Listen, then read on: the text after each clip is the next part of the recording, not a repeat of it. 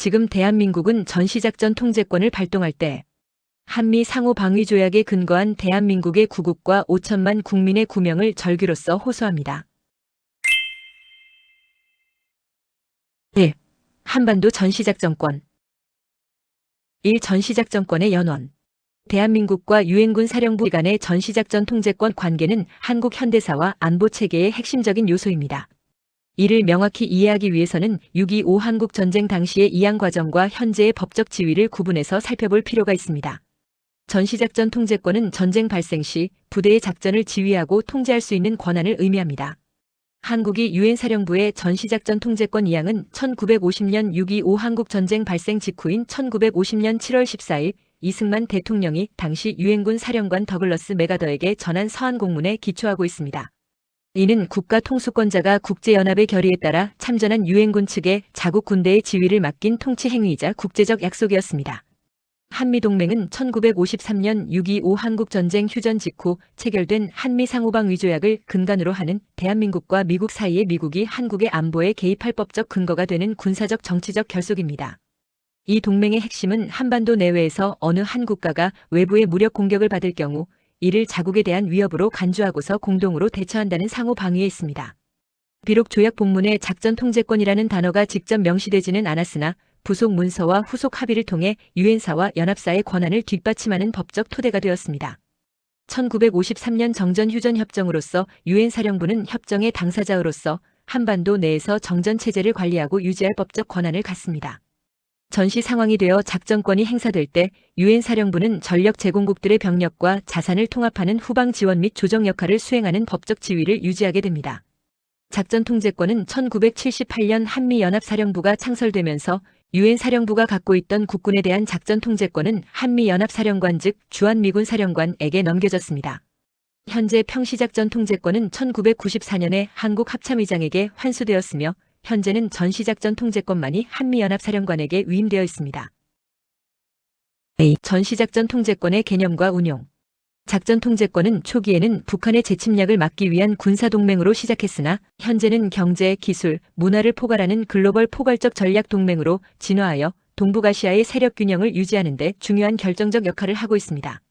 한미 상호방위조약에 기초하여 대한민국의 국력이 급속히 신장됨에 따라 우리 군이 주도적으로 한반도 안보를 책임져야 한다는 목적의식으로서 전시작전권 전환 논의가 지속되어 왔습니다. 작전 통제권이란 특정 군사작전을 수행하기 위해 제한된 시간 공간에서 부대를 지휘할 실질적인 권한입니다.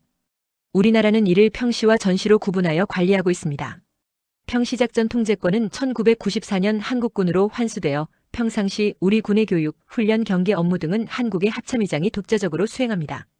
전시작전 통제권은 전쟁이 발발하거나 그에 준하는 위기 상황 대프콘 3단계 이상이 닥쳤을 때 연합군의 승리를 위해 한미 양국의 군대를 통합적으로 지휘할 수 있는 권한으로서 현재는 한미연합군사령관, 즉 주한미군사령관이 권한을 행사하도록 합의되어 있습니다.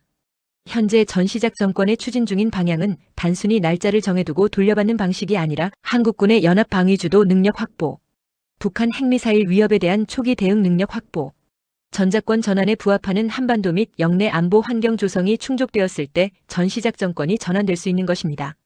대한민국과 유엔 사령부 간 전시작전권 관계는 6.25 한국전쟁 당시 이양된 권한이 한미 상호방위조약으로 제도화된 것이며 현재는 한미연합사령부 체제에서 미국 측 지휘관이 전시에 행사합니다. 대한민국의 안보에 중점한 전시작전권의 법적 효력은 한미 상호방위조약과 군사위원회 합의에 근거하여 한국군은 평시작전권만 보유하고 전시에는 제한된 범위에서 미국 측 지휘 체제하에 들어가게 됩니다. 이렇게 국제조약과 양국 합의에 근거한 한미 상호방위조약과 군사위원회 합의에 따라 법적 효력이 유지 발생하고 있습니다. 전시 상황에서는 한국군의 지휘 주권은 제한되는 것으로 미국 측 한미연합사령관이 최종적인 작전권을 행사하게 됩니다. 한국군에 대한 실질적인 전시작전권은 한미연합사령관이 행사하지만 그 기반이 되는 국제법적 명분과 다국적군 지원의 법적 토대는 유엔 사령부가 관리합니다. 전시작전권은 군사적 전략적 관점에서 한국군과 미군을 하나의 지휘체계로 묶어 전력을 극대화하는 장치입니다. 이에 대한 장점은 전쟁 억제력 강화, 지휘체계의 통일, 미군 전략 자산의 자동 연계가 이루어지는 반면에 단점은 한국군의 독자성 제약, 주권 논란이 소재하고 있습니다. 전시작전권은 장단점을 볼 때 장점은 생존의 문제 해결점이며 단점은 주체적 위치의 기본 문제로 정리되는 즉 단순히 법적 권한 문제가 아니라 동맹의 신뢰와 전력 운용 효율성의 그 가치가 존중되어야 할 요소입니다. 3. 전쟁, 전시의 개념 정의. 전쟁과 전시는 국제법과 군사학 그리고 국내 법적 관점에서 명확히 구분되는 개념입니다. 각각의 정의와 차이점은 다음과 같습니다. 1. 전쟁. 전쟁은 국가 또는 정치 집단 간의 무력을 사용하여 자신의 의지를 강요하려는 상태나 행위를 의미합니다. 전쟁의 본질은 단순한 폭력 행위를 넘어 정치적 목적을 달성하기 위한 조직적이고 집단적인 무력 충돌입니다. 전쟁의 발생 성립은 과거에는 공식적인 선전포고가 필수적이었으나 현대에는 실질적인 대규모 교전 상태가 발생하면 선전포고 여부와 상관없이 전쟁 상태로 간주되고 있습니다. 전쟁은 주체에 따라 국가 간의 국제전과 국가 내부 집단 간의 내전으로 나뉩니다. 최근에는 전쟁이라는 직접적인 표현 외에도 유사시라는 표현으로서 전면전뿐만 아니라 국지도발, 테러, 대규모 재난 등 국가 안보에 중대한 위협이 생겨 평상시의 대응 체계로는 해결하기 어려운 상황을 포괄하는 넓은 개념으로 수용하기도 합니다. A. 전시. 전시는 전쟁이 진행 중이거나 전쟁에 준하는 비상사태가 발생하여 국가의 행정법률 체계가 비상체제로 전환된 시기를 의미합니다. 법 운용 상태는 평시법이 아닌 전시법 또는 국가비상사태법이 적용되는 기간입니다. 전시 상황의 특징은 국방력의 극대화를 위해 국가의 인적 물적 자원이 동원되며 헌법에 따라 국민의 기본권이 일부 제한될 수 있으며 군사재판이 실시되기도 합니다. 이를 위해 동원령, 계엄령 등이 선포됩니다. 3. 전쟁과 전시의 주요 차이점. 전쟁은 국가 간 무력 충돌 그 자체를 의미하고 전시는 전쟁이 발발하여 국가가 교전 상태에 있는 기간을 뜻합니다. 전시 상황에서는 군사 경제 사회 전반이 총력전 체제로 전환되며 국제법과 국내법 모두 특별한 규정이 적용됩니다. 전쟁은 국가 간 공식 선전포고 없이도 발생할 수 있는 무력 충돌이 지속되고 정치 사회적 목표 달성을 위한 군사 행위가 드러나는 형태를 갖습니다. 국가 간의 전쟁에는 국제법 적용이 모호해지고 민간인의 피해가 커질 가능성이 높아집니다. 전시는 국가 전체의 총력전 체제이거나 부분 국지적 상황으로 나타날 수 있는 것으로 제한적인 특정 지역의 계엄령 선포에 따른 특정 부대만 전시체제로 전환될 수도 있습니다. 정규전은 국가 간 공식 무력 충돌로서 전시 개념은 국가 전체의 총력전 체제에 돌입하게 됩니다. 비정규전은 게릴라, 테러, 사이버전 등 비정규 세력 중심으로 진행됨으로써 가랑비에 옷 젖는 줄 모르는 형태로 진행되는 특징을 갖습니다. 4. 전쟁의 양상인 정규전과 비정규전. 현대 전쟁의 양상은 단순히 군대와 군대가 맞붙는 것을 넘어 매우 복합적인 형태로 발전해 왔습니다. 전쟁의 양상은 교전 주체, 수단, 그리고 방식에 따라 크게 정규전과 비정규전으로 나뉘어집니다. 이 두 가지는 전쟁과 전시 개념을 바라보는 시각적 개념 차이도 발생할 수 있는 것으로 특히 비정규전의 맥락에서 전쟁과 전시의 개념은 전통적인 정의보다 훨씬 모호하고 복잡하게 나타납니다. 1. 정규전. 정규전은 국가의 공식적인 군사 조직 등이 국제법과 전쟁법을 준수하며 수행하는 전통적인 형태의 전쟁입니다. 군복과 계급장을 착용하고서 무력단체인 군대의 병력을 사용하여 국가 대 국가의 대결 양상으로 상대국의 군사력을 경멸하거나 영토를 점령하여 정치적 목적을 달성하는 것이 핵심입니다. 관습적인 무기체계를 사용한 전투로서 진행되며 명확한 전선이 존재하면서 대규모 병력과 화력을 집중시키는 대칭적인 전투가 주를 이룹니다. A. 비정규전. 비정규전은 정규군이 아닌 게릴라 민병대 혹은 특수부대가 정규군의 취약점을 공략하기 위해 수행하는 변칙적인 전쟁 방식입니다. 주체와 목적을 가진 침투 간첩과 이에 포섭된 현지 간첩에 의하여 당장의 직접적인 승리보다는 상대의 정치적 군사적 의지를 꺾거나 사회적 혼란 조성에 목적이 있습니다. 이들의 활동은 전후방의 구분이 없으며 민간인 사이에 섞여 활동하기 때문에 식별이 어렵습니다. 비정규전의 활동 방식으로는 매복, 습격, 파괴 공작, 심리전, 사이버 공격, 파업, 선동, 찬양 등 다양한 비대칭적 수단을 동원합니다.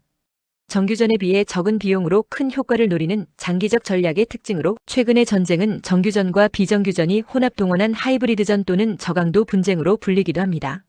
3. 비정규전 양상에서의 전쟁과 전시.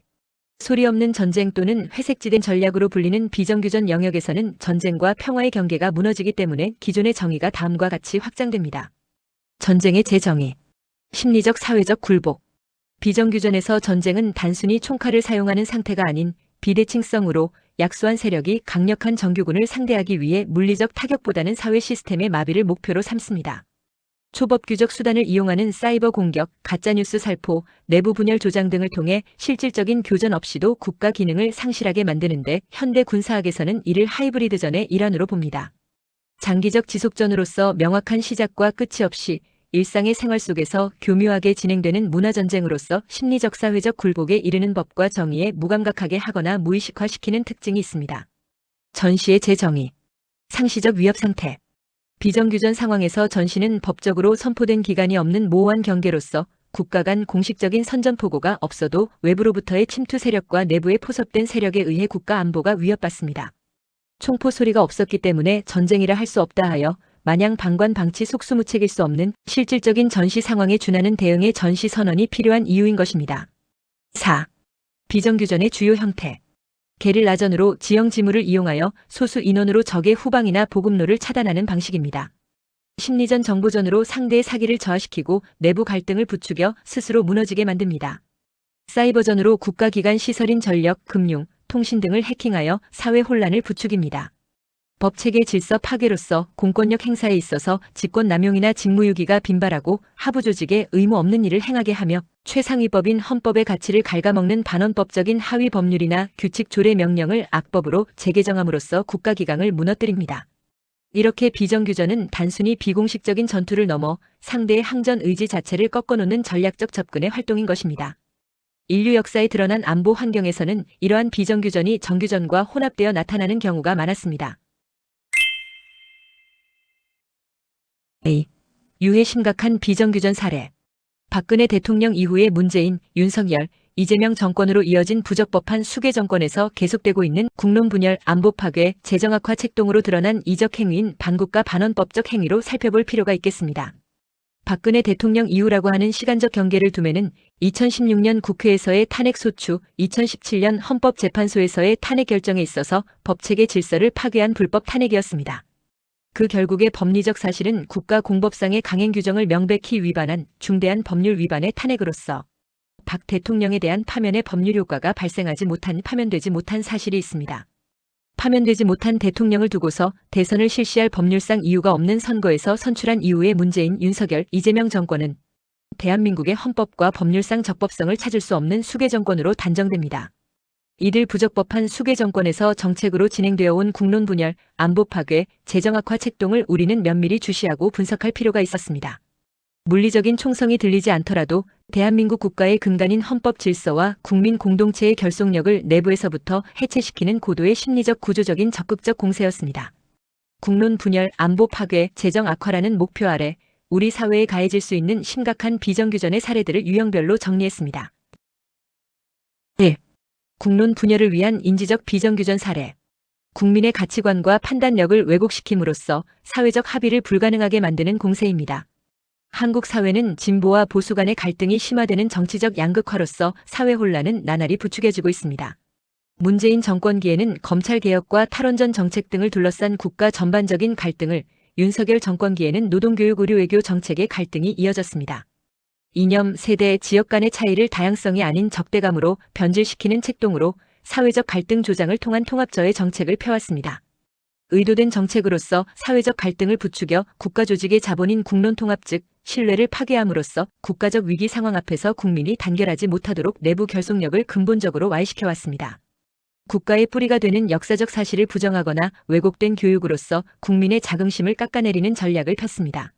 이는 특히 미래 세대의 국가관을 혼란에 빠뜨려 장기적으로 국가의 존립 근거와 공동체 의식을 뿌리째 흔드는 국민으로서 가질 정신사조의 파괴 행위였던 것입니다. 역사의 공정성 및 정체성을 부정함으로써 대한민국의 건국 정통성을 부정하거나 헌법의 가치를 왜곡하는 교육문화 정책을 통해 국민의 국가 자부심을 거세하고 내부적 정신무장을 해제시켜왔습니다. 증오의 조직화를 꾀하여 특정 계층이나 집단을 적으로 규정하는 갈등 조장의 사악한 정치를 통해 국민을 양극단에 이분법적으로 분열시키고 상호 불신을 극대화하여 국가적 위기의 결집을 와해시켰습니다. 미디어 및 정보를 장악하여 공영방송이나 뉴미디어를 특정 이념의 도구로 활용하는 편향된 정보를 유포함으로써 국민으로 하여금 객관적 사실이 아닌 조작된 프레임 속에 갇히게 만드는 정보 심리전을 수행했습니다. 대규모 개인정보 유출 사건은 주로 교육청, 대학, 병원 등 공공기관의 정부 공공기관 차원에서의 대규모 유출은 단순한 사생활 침해를 넘어 국가 시스템에 대한 국민의 신뢰를 붕괴시켰습니다. 이는 보이스피싱 등 2차 범죄로 이어질 뿐만 아니라 특정 집단에 대한 감시나 협박 수단으로 악용되어 사회 전반의 심리적 공포와 불안을 확산시켰습니다. 경제 지표 조작을 통한 생활 불안정을 야기하는 물가나 환율 등 핵심 경제 지표를 인위적으로 왜곡하거나 조작하는 행위는 서민 경제에 즉각적인 타격을 입히고 있습니다. 이는 화폐 가치 하락과 구매력 저하로 이어져 국민의 생존권을 위협하고 정부의 경제 통제 능력에 대한 불신을 극대화하여 경제적 공황 상태를 유도하고 있습니다. 합리적인 토론 대신 양극단의 진영 논리에 기반한 폭력적 파괴적 집단행동을 선동하는 방식으로 집단행동 유도를 통한 정치적 혼란을 심화시켰습니다. 정치적 혼란의 심화는 민주적 의사결정 과정을 마비시키고 법치주의를 무력화하며 정치적 중도층의 소외를 초래하여 국가 운영의 정상적인 궤도를 이탈하게 만들었습니다. 특정 국가나 세력의 가치관을 무분별하게 주입하여 고유의 문화적 정체성을 점진적으로 소멸시키는 외부 세력의 문화적 영향력 확대 과정도 있었습니다. 정권은 이러한 흐름을 적극적으로 수용하거나 때로는 정치적 목적에 따라 활용했으며 그 결과 사회 내부에서는 문화적 자율성과 정체성 유지에 대한 우려가 커졌습니다. 특히 청년층과 교육 현장에서 외부 가치관의 무분별한 주입이 이루어지면서 세대 간 문화적 인식 차이가 확대되고 공동체적 정체성의 균열이 심화되었습니다. 이는 국민의 사고방식을 외부 의도대로 재편하여 물리적 점령 없이도 국가의 정신적 주권을 상실하게 만드는 고도의 심리전 양상을 띱니다.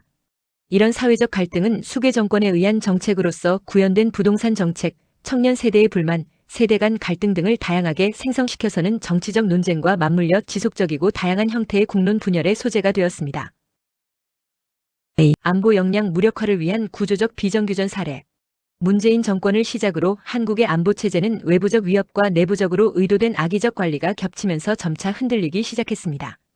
북한의 핵미사일 능력 고도화는 기존 억제 체제를 무력화시키며 국민 불안을 증폭시켰고 한미동맹 내 불협화음은 방위비 분담과 전략자산 운용 문제에서 갈등을 드러내면서 국민을 불안하게 했습니다. 국내 정책은 복무기간 단축으로 인한 병력 감축, 방산업체 납품 차질, 개인정보 유출, 윤석열의 허접한 계엄에 연루된 군지휘 관리 체계의 와해 및 사기 저하, 군 급여 체계의 비공정성 등 관리적 허점이 반복적으로 발생하여 국민으로 하여금 안보 정책의 신뢰성을 약화시켜왔습니다. 이처럼 불법 수계 정권은 외형상의 군사력은 유지하되 실질적인 대응 능력과 방어 의지를 마비시키는 정책을 실현시켜왔던 것입니다. 대적관을 와해시키는 주적 개념을 모호하게 하거나 적대 세력을 평화의 파트너로 묘사하여 군과 국민의 안보 경계심을 근본적으로 무너뜨리는 정신적 무장을 해제시켰습니다. 안보를 명분으로 내세우나 실제로는 군의 작전 능력을 제한하는 합의나 정책을 추진하고 군의 지휘 계통에 정치적 색채를 입혀 군의 중립성과 효율성을 저하시킨 국방 인프라 및 지휘 체계를 약화시켰습니다. 국가보안법 등 안보 관련 법규의 집행을 형해화하거나 안보수사기관의 역량을 축소하여 내부에서 활동하는 반국가 세력에 대한 방어벽을 스스로 허물어 법 집행 사정기관을 무력화시켰습니다. 대북 정책에 있어서 문재인 정권은 남북 정상회담과 평화 프로세스를 추진했지만 북한의 비핵화 진전이 미흡했다는 비판을 받았습니다. 윤석열 정권은 강경한 대북 억제 정책을 강조하면서도 군사적 긴장이 높아졌다는 우려가 있었습니다. 이재명 정권에서 군 운영과 방산업체 활동에 직접적인 차질을 빚었던 국방비 지급 지체 사태는 단순한 회계 착오가 아니라 국가 재정 운영과 국방 예산 관리 체계의 구조적 문제를 드러내면서 군의 사기를 크게 저하시킨 중대 사건으로 평가됩니다. 미중 관계에 있어서 한국은 미국과의 동맹을 강화하면서도 중국과의 경제적 관계를 유지해야 하는 딜레마에 직면해 있는 이 과정에서 외교안보 정책이 국내 정치 논쟁으로 껄끄럽게 이어지고 있습니다.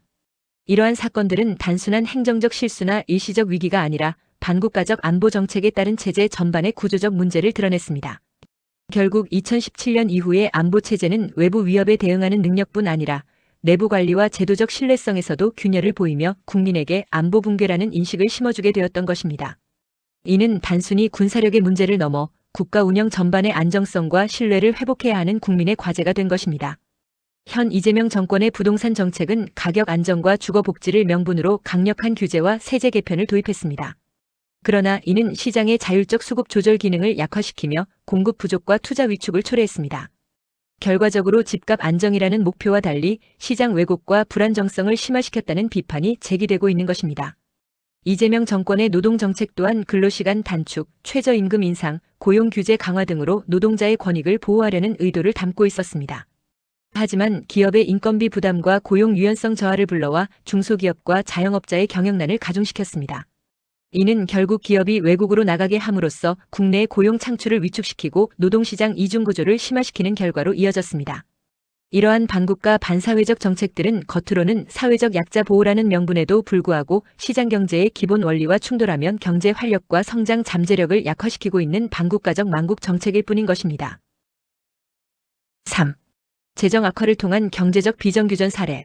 국가의 지속 가능성을 담보하는 재정적 기초를 파괴하여 외풍에 취약한 상태로 만드는 공세를 취했습니다. 국가의 지불 능력을 고려하지 않은 과도한 복지나 선심성 예산 집행을 통해 국가 채무를 급격히 늘려서는 위기 시 국가가 대응할 수 있는 경제적 완충력을 제거하는 미래 약탈식 포퓰리즘 정책을 펴왔습니다. 탈원전 등 국가 경쟁력의 근간인 에너지 자립 기반을 스스로 파괴하여 외부 세력에 대한 에너지 의존도를 높이고 산업 경쟁력을 약화시키는 에너지 안보의 자해적 파괴를 자행하였습니다. 기업에 대한 징벌적 규제와 반기업 정서 확산을 통해 국내 자본과 인재의 해외 유출을 유도함으로써 기업가 정신을 말살시켜서는 국가의 성장 엔진을 꺼뜨리는 경제적 고사 작전을 폈습니다.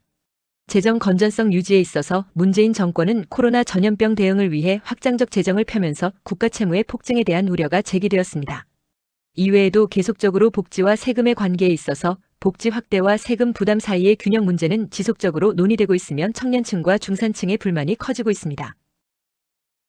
4. 대한민국 헌정질서 체제 붕괴와 수괴 정권의 장악. 박 대통령 이후에 이들 수괴 정권의 비정규전으로서의 정권 정책이라는 관점은 현대전의 핵심 개념인 하이브리드전 및 인지전의 틀로서 해석될 수가 있습니다.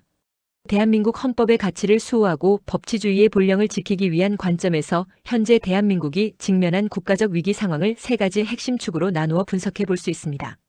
1. 헌정질서 체제 붕괴. 국가 근간의 와해. 헌정질서의 붕괴는 단순히 법 몇 구절이 어겨지는 수준이 아니라 국가를 지탱하는 약속된 규범 자체가 무너지는 것을 의미합니다. 권력 분립의 실종으로 입법, 행정, 사법의 상호 견제와 균형이 깨지며 특정 세력에 의해 국가 권력이 독점되는 현상이 나타납니다. 대의제 민주주의를 왜곡하는 국민의 뜻을 받들어야 할 대의기관이 정파적 이익을 우선시하며 헌법적 절차보다 정략적 판단이 앞서는 절차적 정당성의 상실이 가속화됩니다. 국가 정체성의 혼란 야기로서 자유민주주의와 시장경제라는 대한민국 건국 정신이 훼손되고 국가의 영속성을 담보하는 헌법적 가치관이 뿌리째 흔들리고 있습니다. 박근혜 대통령은 대한민국 최초의 여성 대통령으로 여성 정치인의 대표적 사례였습니다. 탄핵에 있어 여성 지도자에 대한 사회적 편견과 차별이 탄핵 과정의 감정으로 개입된 여지 없다고 아니할 수 없습니다. 결국 여성 대통령에 대한 명백한 불법 탄핵은 대한민국 사회에서 여성 정치인의 위치와 인권 문제를 다시금 환기시키는 계기가 되었고 이후 여성 정치인의 진출과 사회적 인식 변화에 상당한 영향을 주었다 하겠습니다. 대한민국은 지금 자유민주 대한민국의 정체성마저 저버려야 할 위기에 와닿은 대한민국은 공산사회주의로 급진전되고 있습니다. 이미 여러 해 전부터 주민자치기본법에 의한 장차 이 나라를 북한과 같은 세포 조직으로서 다스리겠다고 입법안을 내놓았습니다. 그 사실상의 전국 세포 조직을 갖춘 망국 그 이후의 참담한 사회 현상을 충분히 예견케 하고 있습니다. 주민자치기본법안은 강력한 행정권과 재정권을 바탕으로 한 새로운 좌파주도형 자치단체로서 기능할 민주주의를 빙자한 공산화를 구체화시키는 것입니다. 주민자치기본법안에 덧붙여 헌법 개정 절차에 국민 직접 참여를 제도화하려는 시민참여 개헌 절차 법안까지 내놓았습니다. 겉으로 보이는 이 법안에는 국회 중심의 개헌 절차에 국민 참여를 보강하는 대의민주주의의 보완으로 포장한 국민 발안, 수계 민주주의, 공론화 절차 등을 통해 헌법 개정 과정의 정당성과 투명성을 강화하는 직접민주주의 확대로 보입니다. 그러나 법안의 숨은 발상의 의미는 우리 사회의 적화를 노리는 세력들에 의한 점진적인 반헌법 법률로서 헌법을 형해화시켜왔습니다. 그 끝에 헌법 개정 작업의 논의가 기존의 특정 정치 세력에 국한되지 않고 국민적 합의 과정을 거치도록 유도함으로써 정치적 파급 효과의 극대화를 노리고 있는 것입니다. 이 법안은 헌법 개정 과정에 국민 참여를 제도적으로 보장하려는 취지로 국회의 권한과 국민투표 사이에 국민 발안 공론화 절차를 추가하는 것을 목표로 한 헌법 개정 과정을 이끄는 주도적 세력으로 자리하고자 함입니다. 이러한 개헌 작업에 순수 시민의식으로서의 참여라면 막을 이유가 없고 오히려 좋은 안을 수용할 기회를 가져야 할 것입니다. 그러나 법안에 담긴 시민참여는 주민자치기본법안에 담긴 음흉한 이적성에 기반하고 있음에 결코 간단히 볼 법안이 아닌 것입니다. 주민자치기본법안이 지역 단위에서 주민참여 역량을 키우면 시민참여 개헌 절차 법안은 그 역량을 국가적 헌법 개정 과정에 연결시킨다는 것입니다. 두 법의 제도적 연계로서 주민자치회 주민총회 등에서 논의된 의견이 헌법 개정 청원이나 국민 발의 과정에 반영될 수 있게 됩니다. 서로 다른 차원에서 같은 목표를 향해 나아가는 상호 보완적 관계에서 우리 사회의 적화에 목적을 둔 정치 이념성의 야욕을 담은 악법이라는 것입니다. 이들 두 법으로서 풀뿌리 민주주의와 헌법적 민주주의가 연결되어 국민 참여가 제도적으로 보장된다는 허울성을 지니고 있습니다. 단순히 투표 참여를 넘어 정책과 헌법 논의 과정 전반에 국민이 주체로서 참여하는 길을 열 수 있음을 빙자한 국가 권력의 무력화 효과를 초래하게 되는 것입니다. 궁극적으로 민주주의의 생활화와 제도적 심화라는 큰 그림을 완성하는 상호 보완적 법안이라는 포장하에 우리 사회의 혼란을 심화 조장 극대화로서 적화를 완성하는 것입니다. 주민자치기본법 시행을 막지 못하면 주민자치기본법이 실현 정착된 이후에는 우파 대통령이 당선되어 통치한다고 하더라도 근본적인 자유민주주의 체제로 되돌려 놓기에는 쉽지 않을 일일 것입니다. 이렇게 이미 대한민국의 하부구조인 읍면동 조직과 주민들이 모두 좌파 세력에 의해 장악되었기 때문입니다. 헌법 개정 과정상의 국민에게 공론화될 국민저항적 반론의 기회를 숨기고서 헌법 개정 없이도 주민자치기본법 통과와 관련 법만 개정하면 주민자치회는 지방자치단체는 물론 중앙정부마저도 무력화시킬 수 있게 되는 것입니다. 결국 대의제 민주주의가 무너지고 헌법이 개정되면서 자유민주 대한민국 체제는 아주 쉽게 역사 속으로 사라지게 되는 것입니다. 불법 정권은 그들을 지켜줄 고위공직자범죄수사처를 만들고 경찰의 업무 영역을 확대시켜서는 검찰의 수사권을 박탈하더니만 결국엔 검찰청 폐지 법안을 가결 통과시켜서는 시한부 검찰로 만들었습니다. 이에 더 나아가 법원마저도 북한의 남조선 노동당 격인 다수 의석의 집권당인 더불어민주당이 대한민국의 사법권을 장악하면서 망국으로 종지부를 찍으려는 망동의 여러 악법 제조 작업을 보고 있습니다. 대한민국을 망국화시키는 그 첫째가 국론분열로서 2016년 탄핵 정국 이래로 국론분열의 공작은 노골적이었습니다. 국민의 국론분열 앞에서는 첨단의 방산 장비도 혈맹의 한미동맹도 무용지물이 되기 십상의 위치에 놓이게 됩니다. 이렇게 대한민국의 초대 대통령 이승만, 경제부흥의 기틀을 다진 박정희 대통령, 그분들의 반공, 방첩, 자주국방, 새마을 운동으로 다진 국론의 일치에 기울인 노력이 지금 거의 산산조각이 난 지경에 이르렀습니다. 수계통령 문재인, 윤석열, 이재명, 이들이 펼치는 국론 분열이 이대로는 결국 대한민국을 종식시켜서는 북조선의 인공기를 내걸고 말 것입니다. 이들 수계 정권의 정책은 국론 분열, 안보 파괴, 재정 악화로 정리할 수 있는 윤석열 역시도 문재인과 이재명에 크게 다르지 않았던 그들 모두는 망국의 이적 카르텔이었습니다. 적법하게 파면되지 못한 대통령의 존재, 그것은 지금도 대한민국의 법률상 대통령인 것으로 반면에 문, 윤, 이는 그들이 수계통령이라는 지탄을 받음에 이런 주장에 전혀 틀림이 없습니다. 특히 현 이재명 정권은 사법부의 독립성을 심각하게 위협하고 있는 것으로 과거 집권 전부터 이어온 본인의 사법 리스크를 방어하기 위해 검찰 조직을 무력화하거나 법관의 인사에 정치적 영향력을 행사하려 했다는 비판이 지속되어 왔습니다. 이재명과 더불어민주당은 삼권 분립이라는 헌법적 가치를 흔들고 법치주의의 공정성을 저해하는 반국가적 망국 행위로 비판받음은 당연한 것입니다. 이런 거대한 이적 카르텔 세력인 국가의 헌법기관과 법원이 선도하는 헌법의 형해화로서 무너져가는 풍전등화의 대한민국입니다. 자유민주 대한민국의 정체성은 이제 노골적으로 공산사회주의로 적화되어가는 과정을 여실히 보여주고 있는 나라가 지극한 위험에 빠져 있습니다. A. 수계정권의 장악. 권력의 사유화와 편향성. 수계정권의 장악 양상은 공적기구가 특정 집단의 이익을 대변하는 도구로 전락하는 과정에서 뚜렷하게 나타납니다. 주요 포스트의 코드 인사는 사법부, 선거관리위원회, 공수처 등 중립성이 생명인 핵심 국가기관의 특정 이념이나 정파적 이해관계를 같이 하는 인물들이 배치되어 공정성을 상실합니다. 법치의 도구화는 법이 만인에게 평등하게 적용되는 것이 아니라 아군에게는 관대하고 적군에게는 가혹한 선택적 정의의 수단으로 전용됩니다. 공영방송과 미디어 권력을 장악하여 비판 세력의 목소리를 잠재우고 헌법적 가치보다 특정 정권의 유지를 우선시하는 정책으로서의 여론 조작과 선동질은 국민으로 하여금 비판적 담론을 형성하게 합니다. 3. 헌법 형해화의 주요 반헌법적 양상. 형해화란 내용은 사라지고 뼈대만 남는 것을 뜻하는 것으로 헌법이 담고 있는 실질적인 가치와 정신은 증발하고 오직 법 조문이라는 껍데기만 남게 되는 위험한 현상을 의미합니다. 형식적 헌법 조문만 존재할 뿐 실상의 작동 원리는 전혀 다른 방식으로 심각하게 흘러가고 있는 그 양상을 정리해 보았습니다. 통치 편의를 위한 조문의 자의적 해석. 헌법은 권력을 제한하기 위해 존재하지만 형해화 단계에서는 오히려 권력을 정당화하는 도구로 전락합니다. 불의의 정권은 헌법 정신을 존중하기보다 특정 정치적 목적을 달성하기 위해 편의에 맞춰 법 조문이 위헌적 요소를 합법으로 포장합니다. 이 과정에서 명백히 위헌적인 요소가 다분한 정책이나 입법이 법적 절차의 준수라는 가면에 가려져 합법으로 포장되면서 헌법의 최고 규범력은 무력화되어 왔습니다. 이는 헌법이 국민을 위한 보호장치가 아니라 권력 유지의 도구로 변질된 현상입니다. 헌법이 제 기능을 하지 못하면서 국민의 기본권은 침해받고 사회정의는 훼손되며 국가의 존립 기반마저 위협받고 있습니다. 공익을 명분으로 한 기본권의 실질적 침해. 헌법의 핵심인 국민의 기본권이 부적법한 정치 권력에 의해 위축되는 현상이 나타납니다. 표현의 자유, 재산권, 신체의 자유 등 천부 인권적 권리들이 공공의 이익이나 국가 안보라는 불투명하고 포괄적인 명분 아래 제한됩니다.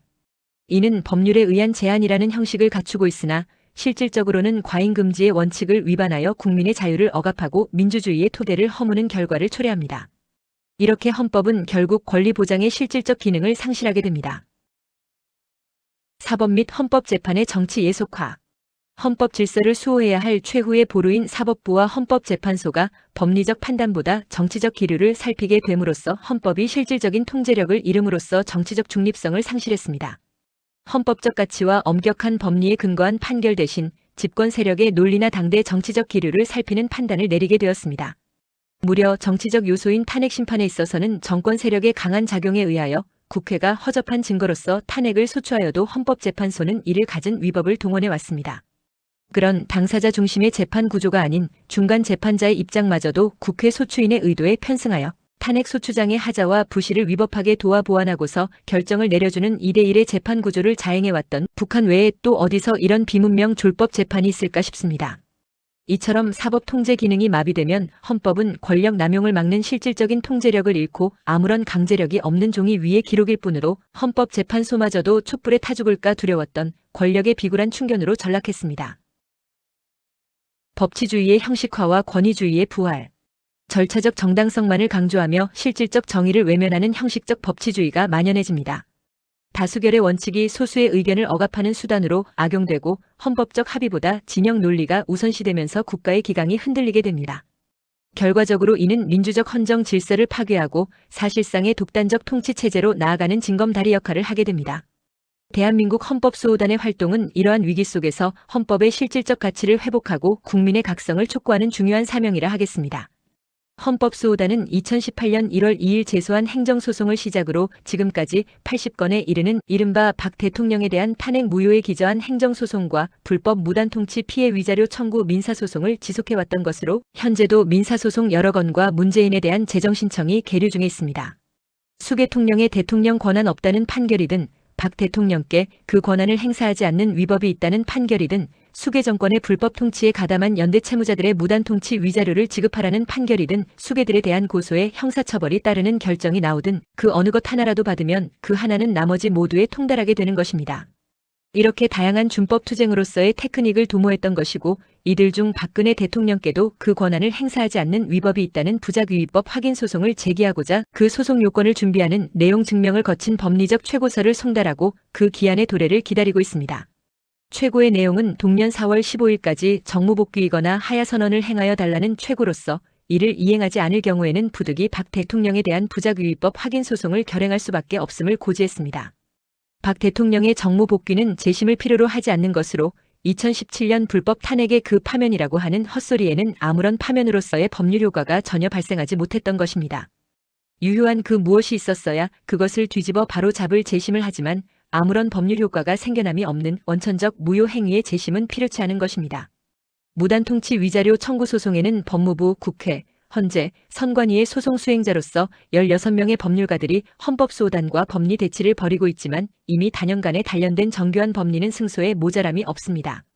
정법한 판결만 따라준다면 대한민국의 법률가 모두와 법리 논쟁을 하더라도 저희 원고가 패소할 이유가 없는 완벽한 법리를 갖추었습니다. 그래서 보다 자신있게 공신력 있는 법원의 판결이나 사정기관의 수계통령들에 대한 체포로서 기관의 공신력을 받기를 추구해왔습니다. 검찰도 자포자기하고서 무사한 일을 택하는 시한부 존속기관이 되었고 이제 사법부의 법원마저도 검찰과 같은 헌법과 사법권 독립의 형해화가 될까 심히 우려스럽지 않을 수 없습니다. 헌법수호단이 주창하는 나의 헌법수호론에 기반한 도서보급 사업은 이러한 비정규전 양상에 맞서 국민의 헌법적 문해력을 높이는 매우 중요한 반격수단으로 활용되고 있습니다. 3. 파면시키지 못한 적법한 대통령의 존재. 지금도 대한민국의 적법한 대통령일 수밖에 없는 박근혜 대통령에 대한 위법한 탄핵 무효의 법리를 간단히 정리합니다. 1. 국회와 헌법재판소의 위법 기여. 1. 박영수 특검 및 서울지검은 수사기록, 문서 및 녹취 파일 등을 13회에 걸쳐 위법 부당하게 탄핵 심판에 제공했습니다. 2. 탄핵소추 증거는 법률로서 요구하는 수준의 증거는 없고 가짜 언론의 풍문만을 탄핵소추의 증거로 삼았습니다. 3. 탄핵소추 의결서를 준비 서면으로 무단 수정 변경 제출은 국회의 재결의를 거치지 않은 국회법 제95조 위반이었습니다. 4. 내란 외환의 죄 없는 대통령 탄핵에 국가 운영의 최상위 헌법을 배제한 하위 헌법재판소법에 의거한 반란이었습니다. 5. 재판관들이 소추장을 변경하도록 지도한 탄핵 소추장 변경의 허위 공문서 작성에 관한 교사를 범하였던 것이었습니다. 6. 헌법재판소법상의 재판관 임명 의무를 회피하고서 전원재판부를 고의로 구성하지 않았습니다. 7. 헌법재판관 8인으로서는 심리만 가능한 법을 위반하고 결원재판부에서 결정까지 감행했습니다. 8. 헌법재판소가 소추인을 도와 불법 수집한 증거로서 대통령의 부당한 파면 결정을 했습니다. 9. 내란 외환의 죄 없는 대통령으로서 헌법재판소에서마저도 국민의 재판받을 권리가 중대하게 침해되었습니다. 10. 행위 시 이후에 시행되는 부정청탁 및 금품 등 수수의 금지에 관한 법률을 소급 적용까지 한 불법 탄핵이었습니다. 11. 헌법상 보장된 재판을 받을 권리의 본질적 내용이 침해된 법의 일반 원칙에도 반하는 부적절한 탄핵 심판이었습니다. 12. 재판관은 헌법과 법률에 의하여 양심에 따라 독립하여 심판했어야 함에도 8인 100% 탄핵 찬성하는 인민재판식 불법 탄핵이었습니다. 13. 이렇게 중립적이어야 할 재판관들조차도 또 한 팀의 소추인이었던 재판 구조가 아닌 2대1의 반란 모략이었습니다. A. 중앙선관위의 위법 기여. 이런 불법 파면에 거국적인 법률 착오를 이은 중앙선관위는 국회와 헌재의 불법 탄핵으로서 대통령 박근혜는 탄핵 파면 거리되지 않았음을 살피지 않고 원인 무효의 대통령 선거를 실시하고서 그 다수득표자에게 대통령 당선증을 교부 불법 가짜 공화국의 수괴로 하여 정권을 장악하게 하였습니다. 더구나 2017년 5월 9일 문재인을 선출한 거리 60일 내에 보궐선거를 실시하고서 보궐의 임기가 아닌 정기 대선의 임기 5년을 부여하여 불법 무단 통치의 기회를 확대해줬습니다. 3. 불법 수괴 정권의 대한민국 점령. 국회, 헌재, 중앙선관위가 깔아주는 수괴 정권의 주단의 문재인, 윤석열, 이재명은 위법한 불법이 점철된 원인 무효의 대통령 선거에 입후보하는 등의 방법으로 위계에 의한 공무집행방해를 범하고서 대통령 당선증을 순차적으로 교부받았습니다.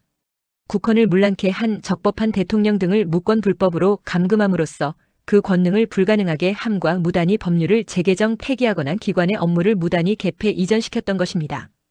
적법성 없는 수괴 정권으로서 무단히 정무직 부역자를 동원 배치하여 수괴 정권을 돕게 하며 국고 재정을 편취 수괴 정권이 목적한 만국 사업에 이용했습니다. 9년에 걸쳐 나라의 통치권을 불법으로 무단히 장악하고서 국가와 국민을 무단 통치하는 불법 행위에 피해를 입히고 있습니다. 이렇게 많은 위법으로서 파면을 선고했던 그 무효의 법리는 이상과 같아 불법 탄핵과 무효인 선거로 인하여 탄핵 파면 거리되지 못한 지금도 적법한 대한민국의 대통령으로서의 법리적 위치를 갖습니다. 박 대통령께서 권좌를 내어주심은 탄핵 절차를 빙자한 국헌문란의 내란에 속았을 뿐 권좌에서의 퇴진은 자유로운 의사에 의하여 결정지어진 것이 아니었습니다. 또한 혹시 문재인으로부터의 사면 석방에 붙여 작성했을지 모를 가택연금 및 정치나 탄핵에 붙인 일체의 이의제기를 제한하는 서약이 있었다 하더라도 그것은 불법 감금과 사기 강박에 의하여 이루어진 서약으로서는 위법하여 무효일 수밖에 없습니다. 박 대통령은 법리상 탄핵 파면 거리되지 못한 대통령으로서 구속수사재판 구금의 고초를 겪었지만 그것이 모두 적들의 불법으로 가해진 범죄 행위였던 것입니다. 죄되는 줄 모르고서 저지른 범죄가 용서되지 않듯 파면을 받았으니 응당 권좌를 내어줘야 하는 것으로 착각하고 내어준 것이 자유로운 의사가 아니었기에 대통령의 실추된 권위는 반드시 회복되어야 합니다. 지금도 법리상 탄핵 파면 거리되지 못한 대통령으로서의 권한은 박 대통령 고유 개인의 일신상 권리가 아닌 국민이 헌법과 법률에 의하여 부여해준 권리인 것이기에 그 권한을 포기하더라도 헌법과 법률에 맞게 자유로운 의사로서 이루어져야 하는 것입니다. 국민이 부여해준 대통령의 권한을 헌법과 법률이 아닌 불법 불의에 속아 그대로 방치방관 포기로서 소멸시켜서는 안 되는 그것은 국민의 것이고 대한민국의 법입니다. 헌법소호단이 다년간에 걸쳐 놓지 못하고 준법 투쟁하는 논지의 핵심은 국가 헌법기관이라 할지라도 국민이 자유민주적인 의사로서 결정하고 헌법과 기타 법률로서 부여한 각 기관의 권한에 관한 공법상의 강행 규정은 반드시 준수하면서 공무가 집행되어야 했습니다. 하지만 2017년 대한민국에서는 나라를 대표하는 국민의 대통령에게 유독 공법상의 강행 규정으로서의 규범성은 전혀 도외시된 법 외적인 인물로 평가 처분했던 것입니다. 이후 법이라고 하는 명분과 수단으로서 사회 구성원인 국민에게 다가올 그 부정적 영향력은 오늘은 대통령, 내일은 국민 개인들이 입게 될 화로서 예견되는 중대한 국사의 전환점이었습니다. 그렇게 2017년 3월 10일 있었던 손가락 총질 같은 비굴한 율사의 양심은 파면한다는 헛소리에도 그 어떤 귀에는 한탄과 긴장의 한숨을 짓게 한 그 비굴한 한 점은 우리 사회를 졸법화했습니다. 4. 전시작전 통제권으로 국난 타개 요청. 대한민국을 망국으로 이끌고 있는 3대에 걸친 수계 정권은 완전한 국헌문란으로서의 그 실상 그 자체로서 대한민국의 존망과 한미 상호방 위조약계의 실효 앞에서 자행되고 있습니다. 대한민국의 국민은 분명히 헌법과 법률의 적법성을 갖추지 못한 불법 수계 정권에 의한 무단 통치를 받고 있는 현실로서 형법, 민법, 행정법상의 법 외적인 무단 통치를 그들로부터 받고 있음입니다. 나라의 헌법을 지키고자 하는 작은 경비병의 헌정질서 파괴의 실상을 국민에게 알림과 함께 지금도 여전히 그들에게 준법 투쟁의 맹공을 가하고 있습니다. 2026년 4월 현재도 전국 법원에서 다수 건으로 진행 중인 문재인에 대한 형사재판을 구하는 재정신청을 비롯하여 문, 윤, 이의 불법 무단 통치로 인한 피해의 위자료 청구 소송이 1인 각계 다중소송으로서 진행되고 있습니다. 소송을 공동소송이 아닌 1인 각계 다중소송을 펼침에는 지금까지 본안소송만 누적 80건에 이르는 소송을 진행해 오면서 동문서답 우이독경식의 적법하고도 정의로운 판결을 만나기 어려웠기 때문입니다. 헌법수호단의 원고들 소송이 때로는 요건을 갖추지 못한 경우가 있었지만 그 주장하는 탄핵 무효, 불법 통치의 소송 당사자로서의 적격과 청구원인의 법리에는 부적법함이 없었습니다. 법 규범에 충실하고도 정의로워야 할 사법부 법원의 비굴한 판사들의 양심은 정의롭지 못하였기에 공동소송보다는 비용이 더 많이 지출되면서도 더 많은 판사로부터 더 많은 판결을 받으면서 법 정의로운 판사로부터 적법한 판결을 만나기를 추구하고 있는 것입니다. 이렇게 헌법수호단이 적들에게 국민주권과 국민저항권에 기반한 끊임없는 준법투쟁의 맹공을 가할 수 있음은 대한민국 헌법과 그에 담긴 정의에 바탕하고 있기 때문입니다.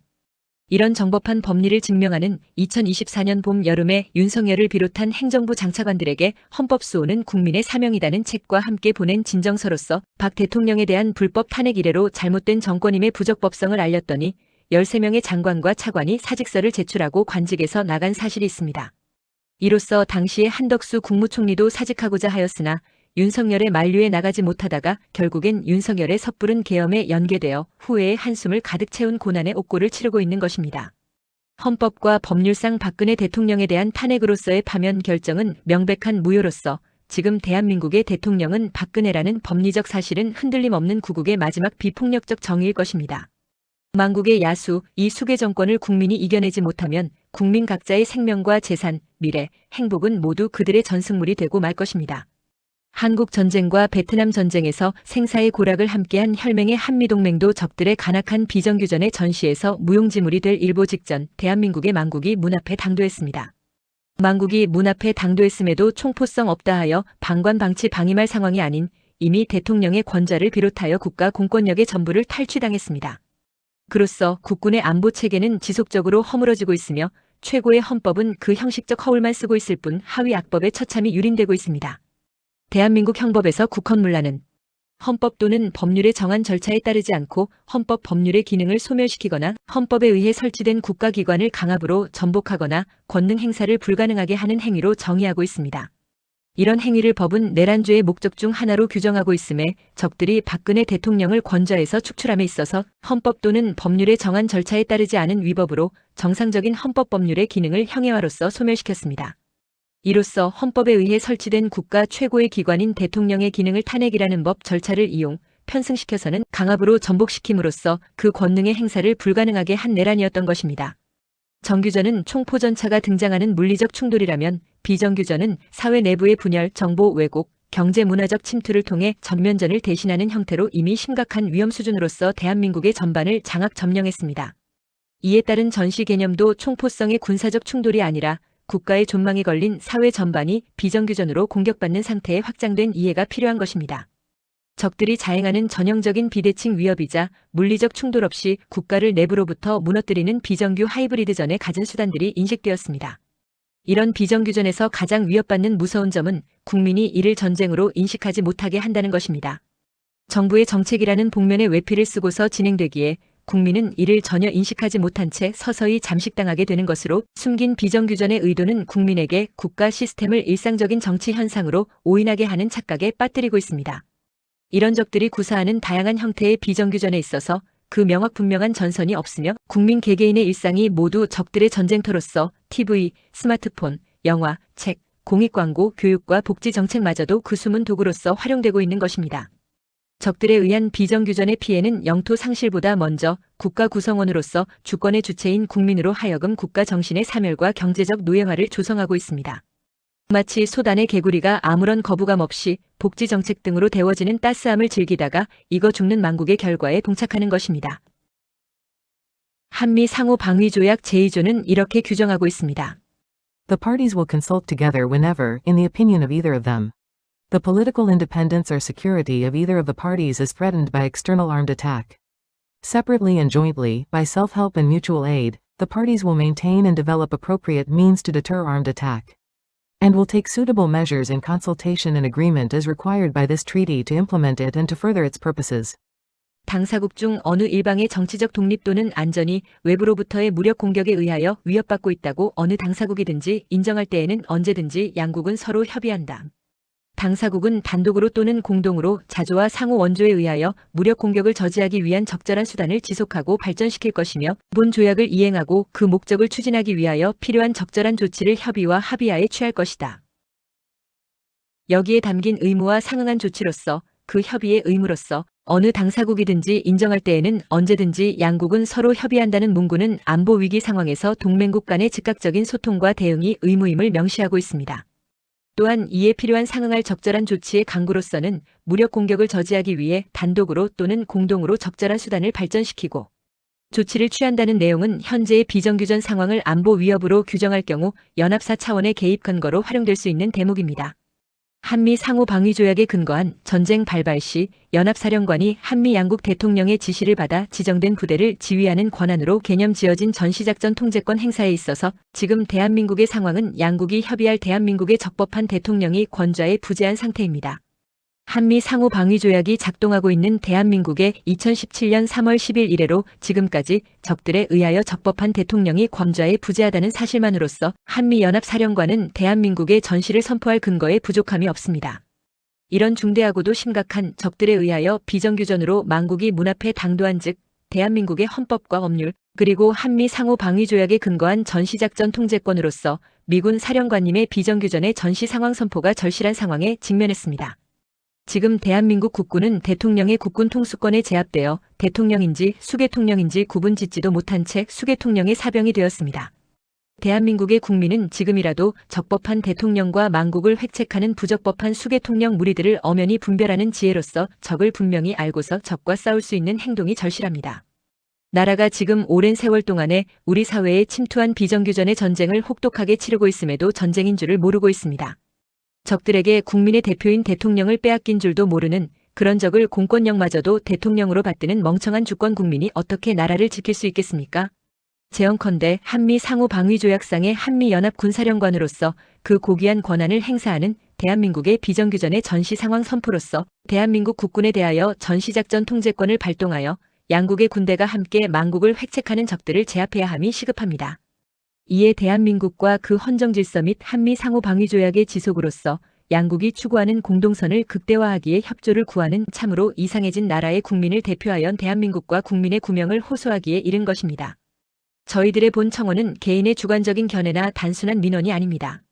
이는 대한민국의 헌법 가치를 수호하기 위해 결성된 대한민국 헌법수호단을 비롯한 다수의 애국 사회단체와 수만 명의 깨어있는 시민들이 연대하여 전개하는 정법하면서도 조직적이고 체계적인 구국운동입니다. 우리는 단연간의 법리 검토와 다양한 방법의 준법 투쟁을 통해 본 사안의 엄중함을 증명해왔습니다. 존경하는 제이비어 브런슨 사령관님. 지금 대한민국은 전시작전권을 발동해야 할 절체절명의 위기에 처해 있습니다. 신속히 적법하고도 정의로운 응답으로써 참으로 멍청하여 부끄러운 5천만 국민을 공산사회주의 적들로부터 구조를 간청드립니다. 하여 저희는 대한민국에 눈뜨고 귀 뚫린 구국의 애국 경비병들로서 대한민국의 헌법과 법률 그리고 한미 상호 방위조약에 근거하여 무너져가는 대한민국의 구국과 5천만 국민의 구명을 피를 토하는 심정의 절규로서 호소드립니다. 위대한 미국과 대한민국의 무궁한 영광이 함께하며 그리고 사령관님의 건한 건승을 기원합니다. 2026년 4월 1일 구국 구명의 호소인 대표 박상구 대한민국 헌법수호단 대표 김대흥 부국 강병연구소 이상의 단체에 함께하는 애국 국민 일동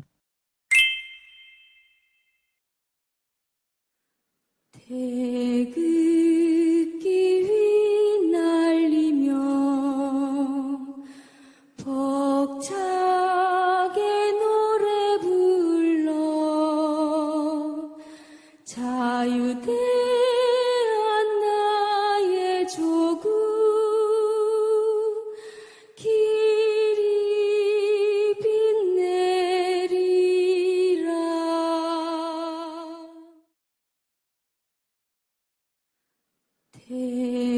태극기 휘날리며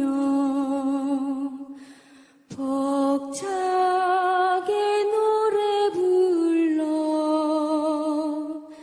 자유대